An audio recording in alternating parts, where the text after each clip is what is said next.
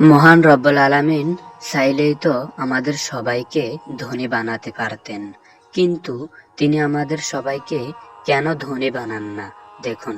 একদিন হজরত মুসা আলাহিসাল্লাম এক রাস্তার পাশ দিয়ে যাচ্ছিলেন।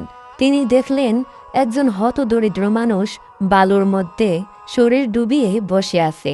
গায়ে কোনো কাপড় নেই, লজ্জায় বালু দিয়ে সে নিজেকে ডেকে রেখেছে।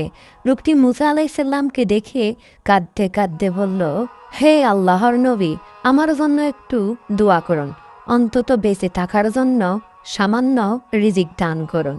অভাবের যন্ত্রণায় আমি আর বাঁচতে পারছি না। লোকটির করুণ অবস্থা দেখে মুসা আলাইসাল্লাম এর হৃদয় গলে গেল। তখন তিনি তার সচ্ছলতার জন্য আল্লাহর নিকট দোয়া করলেন এবং চলে গেলেন।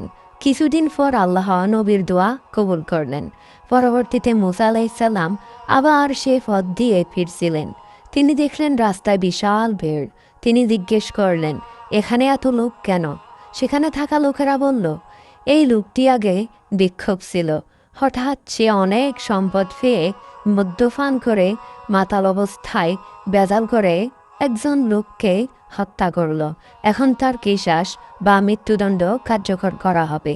তখন মুসা আলাইসাল্লাম আল্লাহর প্রজ্ঞা বুঝতে পারলেন এবং তিনি বুঝলেন কেন আল্লাহ সবাইকে ধনী করেন না। তখন মুসা আলাইসাল্লাম এ আবদারের জন্য আল্লাহর নিকট ক্ষমা চাইলেন।